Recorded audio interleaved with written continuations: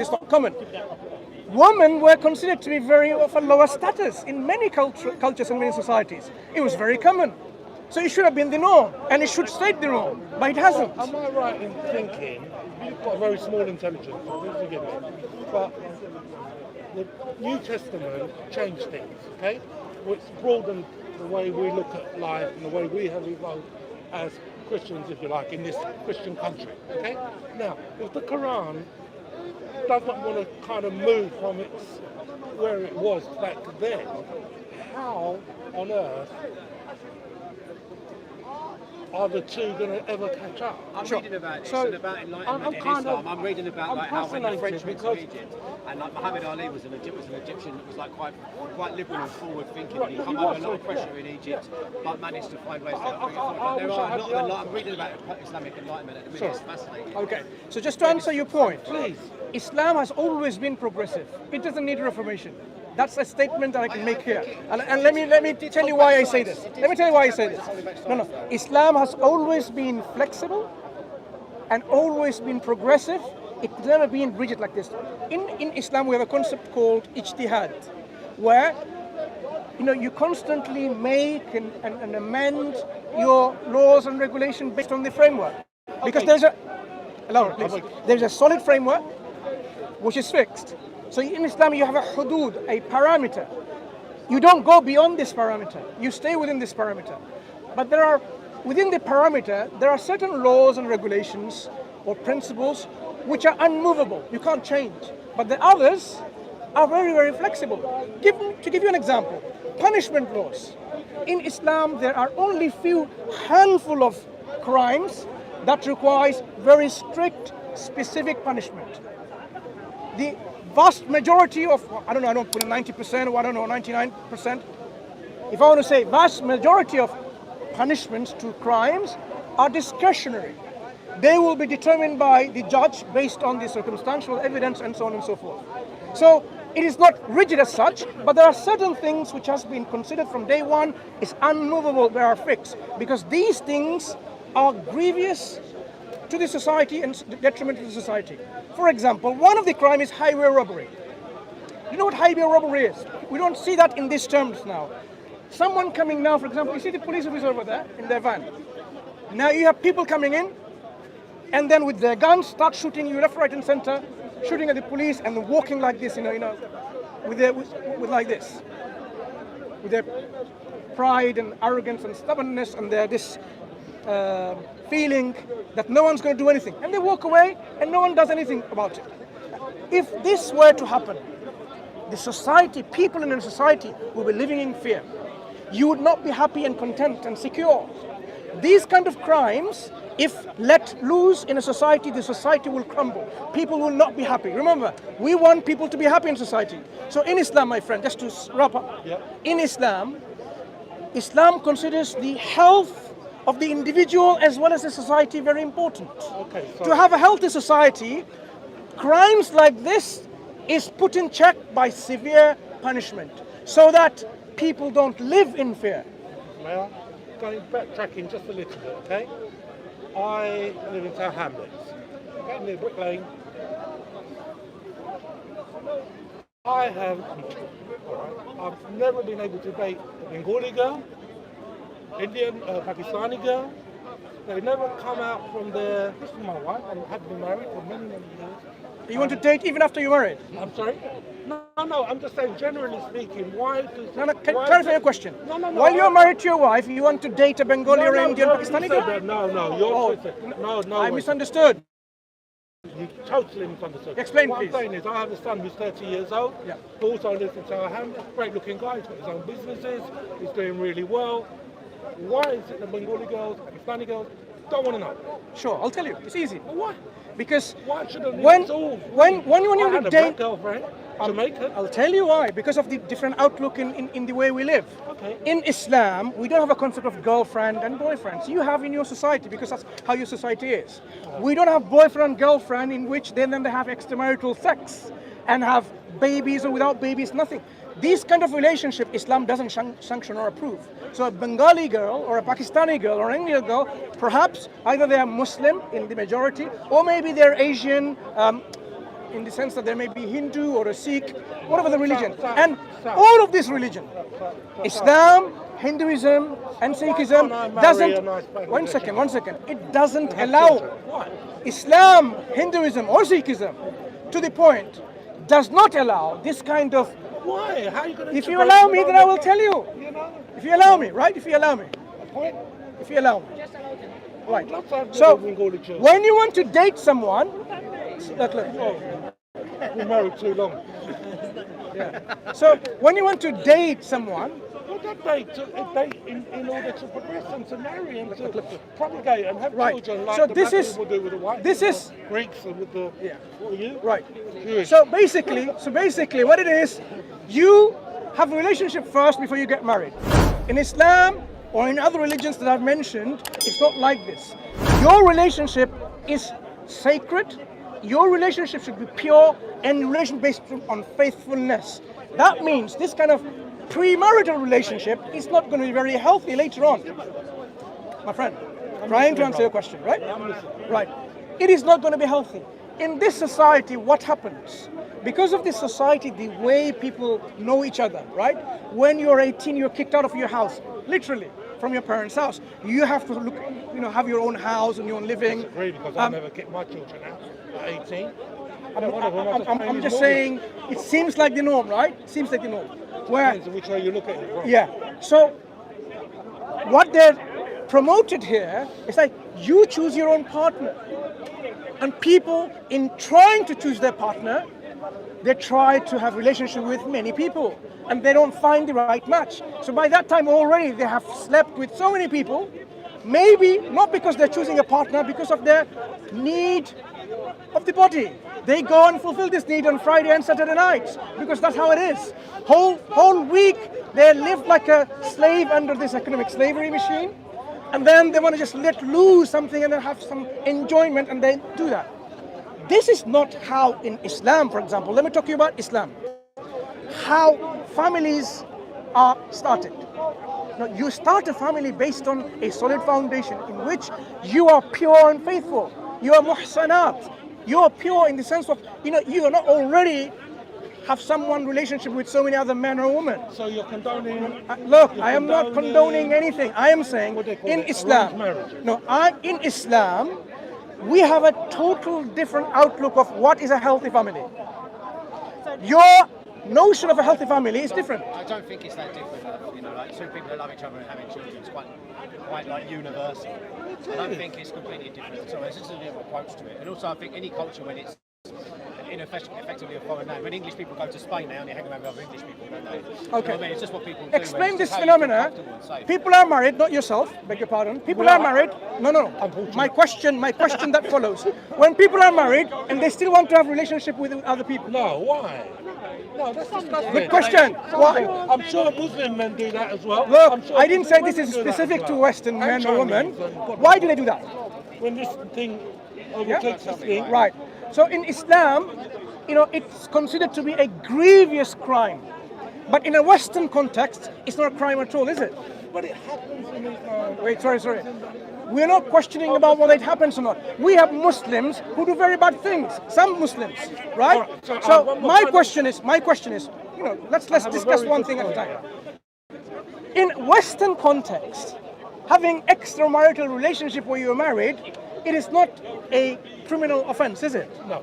Please, that's why people try to do it, because it is not a crime in that sense. They're going to get punished. Okay, but in Islam, it is also a criminal offense in which they know that you have already been provided for to fulfill your needs in a marital relationship. You don't need to go beyond that. Fair enough. And if you do need to, you can get married to another person. Please, one more thing. Why is it? I work as a counsellor for a very, very big charity, okay? And we approach the mosques because the suicide rate with young Muslim men is very high. You speak to the imam, what they call it, imam, forgive me. No, we don't have that in our culture. You do. Okay. So, and I know this. Elaborate a bit more. You're talking about now. Why do you not accept? Wait a second. I haven't denied anything. I haven't accepted anything. I've just heard yourself saying in Tower Hamlets, there are a lot of Muslim men trying to commit suicide. Yes. Maybe it is absolutely true. The question is, let's look at those individuals. Have you studied those individuals? Yes. In Right. some Tell me, cases, my are they very religious or not so religious? They are very religious. Hence why Wait. suicide One rate is second. so One high, second. because One they second. cannot adhere to it. Slow down. So give me an example of someone that you know personally. This person is very religious and wants to commit suicide. Because if someone was religious, they would have known from day naught, suicide is totally unacceptable. Okay. All right, I will answer. I once said to my son, why are you throwing this food away? Why are you? Throwing this food away. Food away. There are all these starving people in the world. You know, he said to me, name me one of them. How can I name you the one who's been sexually abused by his mum and dad that can't come forward because of the shame of their religion and their faith? I'm a counsellor. I work with But I lost you there. No, You most people do. made a statement. Yeah, There I'm are very a lot of clear. Muslim men, brother, lot of Muslim men making claims, right? Were this claim made anonymously? They don't want to come forward, Please. unfortunately. When you are working in your capacity in the council, Yeah. you've heard this. Yeah. How did you verify those We things? verify by the deaths that are being buried under the Tower Hamlets. Good. or under- So you got evidence from youth who have been hanged or they have been committing taken their right. lives, And then tell me, what did you do to establish they were religious or irreligious? No, that's a very, that's a... You made that you made the connection. Let me find the words, my brother. Sorry. Let me find the words. You throw me. But when we're not allowed to go in and speak to them, when he dismisses it totally. You're not talking about imams. No, I am. But we're talking about the link. Look, the correlation that you've made. Muslim boys in Tower Hamlets committing suicide because you've seen the dead bodies, and you made the link. They are very religious. Yes. Now, what evidence do you have to make that link? What evidence did you have to make that link? Family that come to us for counselling. So those I'm not sure that boys. was specifically made either. He said that there was an issue within the Muslim community of Tower Hamlets of suicide not being addressed properly. Shall I tell you the problem in Tower Hamlets? Okay, let me tell you what I know of Tower Hamlets. There are a lot of young boys into drug addiction, severe drug addiction. Right. What does Islam say about taking illicit drugs? Forbidden. Yeah, but every So, culture and law's got that. excuse right? me, please. I want to show to you that your correlation, that this is being Islam as a problem, is totally groundless, No, but that's totally not the point. baseless. But that's not the point. Yeah, but you're countering a point that wasn't made. Wait. That's what I was trying to establish. You're countering a point that wasn't made, though, mate. No Remember one's- he said, no one's associating Islam okay, with the problem. remember he said, Muslim boys? You should have said boys. Why did he bring Muslim into this? Boris Johnson should have said this. No. Ayatollah should have said this. I find Jesus it, should have excuse said me, this. I find Muhammad it should have said this. very unfair We to can't link, find the words. look, Muslim bus driver didn't allow someone to get into the bus. God says, Allah says, be just. Brother, one second. Muslim bus driver, Muslim cabby, I agree with you on all that. why do you link Islam and Muslim? Is there. It's evident. Brother, Sorry, bro. just one second. No, please The moment that you link Islam and Muslims in your media propaganda, I will use this word now because that's how it is. One second. Yeah, just don't, It is just don't take because- away from where it is, because my family's Iranian, brother. Like, Look, brother. I've got no issue with I want Islam to highlight this point. When you have a problem in Tower Hamlets, right? In Tower Hamlets, there are boys who are doing a lot of gangster type things. They're into drugs. Maybe they're into, sexual relationship outside marriage because they're not even married. These things, obviously, Islam prohibits and forbids altogether. So you cannot then say it's Islamic problem. No, it's not. Because Islam, if that is what they're following, excuse me, if they were following Islam, they wouldn't be doing drugs. They wouldn't be sleeping around in the first place. I'm a That Christian means, Orthodox. I married an English Catholic. excuse me, I'm just trying to balance your statement. So it is not an Islamic problem. It is not a Muslim problem. It's a youth problem in Tower Hamlets. Then I would say, I'm with you. What can we do for that? Oh, they're also from Muslim family. Okay, then the Muslim families needs to be worked on. Why did you let your boys and girls into drugs? Because you are not being very good parents. Because there is in Islam, or even in an Asian family, or even here, as a parent, you have the responsibility for your children and their well-being. So if they're going to drugs, why? Because it's a failure from parents, failure from the school, failure from the cultural environment. That's the problem. Don't make it into an Islamic one. Don't make it into a Muslim problem. Okay? That will be my issue. So Islam, yes, Islam provides solutions to these problems by saying what? Prevention is better than cure. If you stop, look, prevention is better than cure. If you did not have all these opiums and drugs available, and you make it available because it's a good business, then people won't be going into drug and drug consumption, would they? Imagine this, no drugs. I just want to ask one question about the drugs issue, because I'm fascinated by it. And it's this. Do you understand why there are drugs? Which drugs? Any drugs. Heroin, cocaine, whatever you like. Do you understand? We are- Just answer my question. I am. Do you understand Brother, why? I'm a pharmacist. Do you understand why they're there? To answer your question, Yeah. drugs in a layman terms is understood to be illicit drugs. I'm not talking about drugs which are used in medicine, whether in veterinary medicine or in normal medicine. I want to. The question I've always asked myself is, why are there so many, let's call them illegal drugs to round it all up? And the simple answer is, there's a demand. There's a demand. I would promise you that if somebody came up with some sort of solution that wiped every illicit drug off the face of the planet tonight, by the 24 hours time, somebody would be making it out of something else. Yeah, I want that man dead as well. It's an innate condition. It's not innate condition. It is. It is. Why would it have ever... Imagine, you're out in the jungle and there's a piece of rotting fruit and you pick it up, you slug it down and it tastes absolutely disgusting. Anybody that's drunk whiskey would vouch for that. And yet, we come back for more. Not you, but an awful lot of us do. Okay, let me tell you. So since you asked me the question, let me tell you my point. Many of these illicit drugs actually were used in medicinal purposes. But when people realize you get a high from this, that's why they started getting abused. Now, which people are using or abusing them? Everybody is. Not everybody, I'm generalising. People, but there's an awful lot more. There's a lot of people here who won't put their hands up and go, oh, it was me. The reason why they're abused, there are people out there, they have taken their own desires as their God, because they want to be happy for whatever it takes.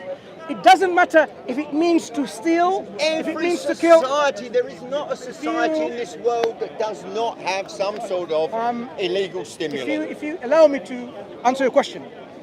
So the people who do this, they're trying to make themselves happy, whatever it takes. Now, these people who want to do that, of course, they have misunderstood the whole thing of self-restraint, self-control, and being responsible.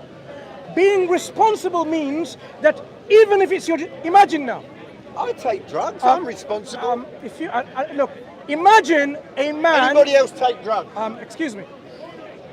Anybody honest enough to own up to taking drugs? Do you want me to continue answering your question? He's smiling, he takes them. Right. Imagine a man sees a beautiful woman, right? Yep. Now, the man has some feeling to go and rape this woman. Should this man go and fulfill his need? Which man are we talking about? I'm asking a hypothetical question. Let me just put this to you. No. I want you to reflect on that. If you find a man who feels that, oh, I want this woman, I want this girl. Yes. And he chases her and finds her in a corner and rapes her because he thinks he's going to get away with it. Now, should he not have prevented his feeling, restrained his feeling? Perhaps he can't. Perhaps he can't. Then basically, so now here's the problem. It's like somebody who takes drugs. Now, I don't know whether there are any drug smokers or takers here, but here's a fact, that I can take a drug and then I can leave it. he might take it and maybe he can't. Now maybe that's something physical in us. Physicalness? Yeah, physical in us. Okay, so So someone... there's an innate desire amongst mankind. Who says rightly there or was no wrongly, desire? I am saying when there is a desire, because are you if there suggesting... wasn't, it wouldn't be here. You know, We wouldn't have you drug know- dealers, we would not have you know, drugs engaging- if people didn't want them. my There's friend, a my friend, demand. when people have desires Yes. to rape another woman, should this desire Oh, hang on be a minute. curbed? Whoa, whoa, whoa, whoa, whoa, whoa, whoa, whoa, whoa, whoa. You know, Or are you saying there are some people out there, we can't blame them because they cannot how control many themselves? men here want to go along No, and rape answer that anybody? question, please. How many men? Oh, he Excuse me, wants to rape? answer the question.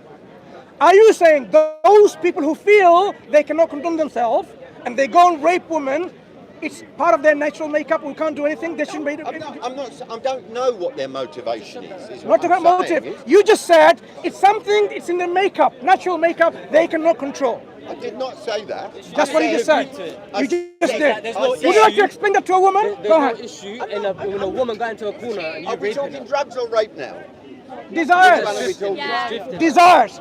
We say, look, in Islam, Islam considers human beings have desires because God created human beings with desires. But the difference is Islam gave a boundary to live by while having those desires.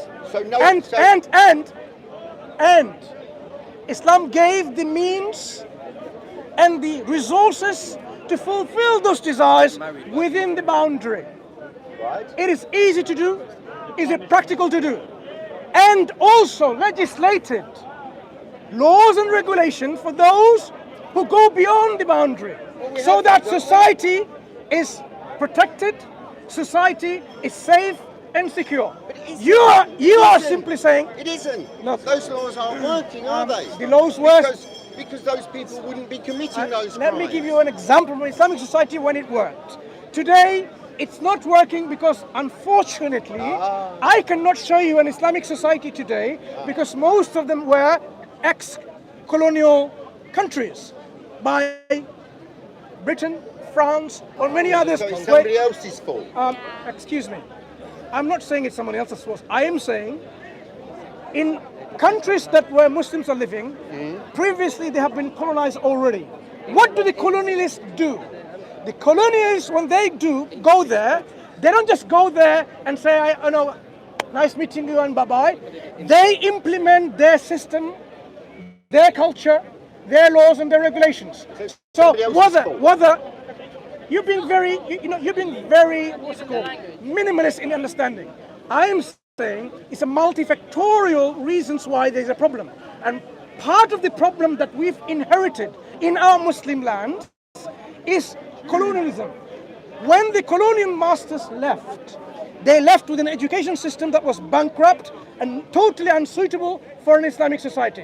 When they left with a social system in which they were still the problem. So, Excellent. I'm just going to ask a simple question. So before they arrived, why what don't was you- happening before they arrived? right, before they arrived. So let's go back when Islam was implemented. How many cases of rape, stealing, highway robbery, how many cases? How are we going to know? By looking at historical reports. How far back do you go then? Go back when Islam implemented the Prophet Muhammad sallallahu alaihi wasallam. From there, look at few hundred years after that. Look at blocks of centuries. When Islam was implemented, do you know, my friend? Do you know? Just to give an I just example. have another question I want Before to you, clarify. no, I want you to engage rather than think ahead with the question. When Islam was implemented in some Muslim countries, at that time there were no security cameras, CCTV cameras. There weren't any. There weren't these electrical shutters. What there were, people were shops open, like in a table or something, and they were during the time of Salah prayer, like 5 times a prayer, midday, around, afternoon time and so on, right? Daytime. Why don't you go at night time?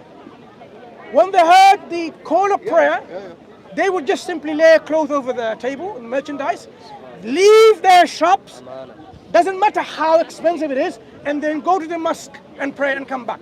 Now, how was it possible? Do you think it's possible in this country to do that today? That isn't my question. No, I want you to think on this. How in an Islamic society at one point it was possible. And now? Wait. In what I Islamic want you society to. now I want you is to it possible? compare and reflect. Why was it possible then, and why is it Telling me impossible was now? possible then. You have no evidence that it Oh, we was have then. historical No, reports. you don't. I'm sorry. I've been to So- Mecca and Medina, I'm sorry. I'm still there today. outside on the doesn't street. matter where you're from, and think on this as a simple example. That's all I'm asking. Is that you have your Islam, and I have my Christianity, let's say, and we're going back to the dawn of time, right? And we meet, and you and I are very affable. We understand each other, and you tell me that you follow Islam, and I tell you I follow God or whatever. And we go back to our communities. We're quite happy. We get on with each other. We go back. You go back, and I tell my people, guess what? I've seen this really lovely guy that believes in Islam. I don't quite know what it is, and you go back. And you say, oh, I've met some guys and they, I don't know, they follow some sort of God. If we had tolerance at that point, none of this would have got any further.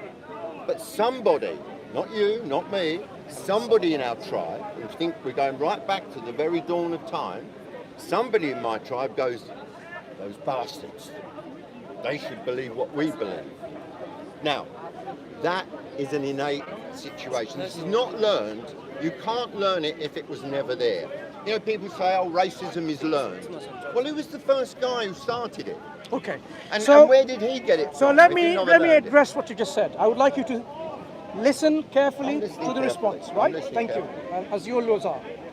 So you said go back in the old times, the dawn of time when Muslims and Christians were living together, and only there will be some guys who think otherwise. But if you were to consider Islam, Yes. the teaching of Islam, Yeah. you would have realized what you so much want and desire is what is the teaching of Islam in the first place. But didn't Islam split? You are already interrupting without listening. But didn't Islam You split? see, you're already interrupting without listening. I've just started to explain to you the phenomenon of Islam. Islamic teaching is that if you don't want to become a Muslim, you can remain what you are and practice in your own sphere. Yeah. That is why in Syria, not today, back in old time, or in Lebanon, or in Egypt, I'll give you some examples, right? Where Muslims and Christians were living side by side, Absolutely. practicing their religion side by side. So Islam had no issues with other people. Islam had no issues with tolerating each other. But they Islam did. is no, they did not. The problem starts in your denial No, your of denial. history and historical reality. Exactly. Now tell me, in Egypt, Yes. why do we still find in Egypt hundreds and thousands of Christians still living today with the Muslims, with their ancestral line going back all the way to the dawn of time of Prophet Muhammad? If there was no tolerance shown to them. But somewhere, well, you can stay with wherever you like. Stick with Egypt. Somewhere. Thank you. Somewhere there was intolerance. When? There had to When? be. When? Well, wherever. No, Well, don't say whenever. Why, When? why did the Islamic religion split into different? You're not answering the question. Well, there's Even your if answer. Islam splits into Sunnah, If the Sufi and the Sunni were tolerant of each other, not why Sunni. do they kick the shepherd tradition? okay, brother, No, you one don't. moment. But not you personally, but to- some do, don't they? Again, in Egypt in particular, whether you're Sunni or a Sufi or a Shia, the fact remains in history that Christians and the Jewish people, at one point, they were living side by side. Why? How did they do that if they were intolerant? Well, where is the intolerance sprung from? You see, you're very difficult to I'm engage asking the with. question. I asked you, you claim, Are we tolerant you claim, now? Are we tolerant now? Look, the discussion is Are we, not about, are we tolerant now my of friend, each other? my friend. Are we tolerant? If you are listening carefully, Yes. you would have noticed that Muslims have inherited non-Islam within their societies. So they are not being judged and ruled by, governed by the Islamic principles in totality. That is why there is intolerance even in our Muslim societies today. So Today we have our problem. I am saying when Islam was implemented in its entirety, hear my words carefully. Yes. Why was it that they were tolerant? They weren't. In which we period? wouldn't be here In today which, having hang this on. discussion. In which period if they were tolerant- intolerant? It doesn't matter which period you start. It had to have started somewhere. You can't You know say. what? I'll tell you when it sorry, started. you can't say, oh look, in 1950 everything was fine. In 1951 it wasn't. Okay. Right? Because may something. I suggest one thing or ask one thing? Yeah, go on. Have you read any of the histories of civilization in Egypt and Syria, Islamic civilization in Spain? Yes. Right. Tell me about In Islamic tolerance between. Let's skip with Egypt. Tell me about. You started No, with Egypt. tell me about. Tell me about intolerance Egypt. Were there between slaves? Were there Muslims. slaves in Egypt? Am I talking about bananas? No, are you talking Good. about? I'm talking about Muslims and Christians Yeah, in particular. exactly. In Egypt. In Egypt. In Egypt, at what period there were intolerance? Were there slaves in this? In this I am society? talking about Were there slaves? people, Muslims and Christians. Whether it was a Muslim slave or a Christian slave, this is not a distinction. Faith as a distinction. When, are you listening? When you identify yourself. How can you tell me that any society that enslaves another society? You're moving It's your been- goalpost I'm from not moving one my to the other. goalpost. Now we're talking about slavery. No, we're Listen. not talking about slavery. We're still talking about tolerance. We're talking about We're tolerance still between talking other about faiths. tolerance. Other faiths. Doesn't matter. Okay. Within the Muslim faith, Slaves, right? Good, let's slaves. assume. Now, in which period Muslims were intolerant to Christian slaves? doesn't matter which period. It's irrelevant. It's irrelevant. Have a good day. There just isn't any tolerance in the world.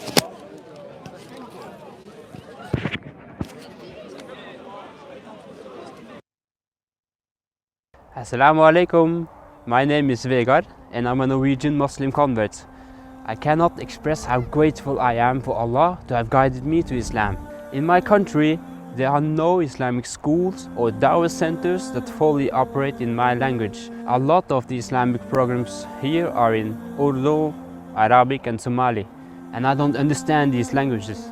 We new Muslims need a place where we really can learn Islam. Alhamdulillah, Allah guided me to the Dawah organization IslamNet, who helped me stay firm in my religion.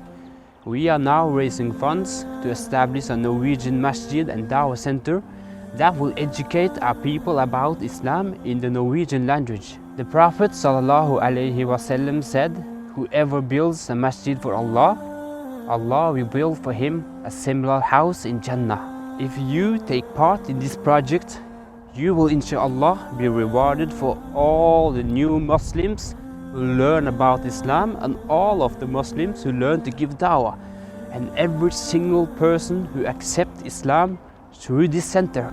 This will inshallah be an endless ongoing charity for you. And let's not forget, Allah will inshallah build for you a palace in Jannah. As a Norwegian Muslim, Norway is my country, and dawah to these people is my responsibility. And you are my family. Please donate for the sake of Allah and build for yourself a house in Jannah. And whatever you give, Allah will give you more in return. And please click on the share button so you can get the reward of everyone who follows you in donating for this masjid. May Allah reward you.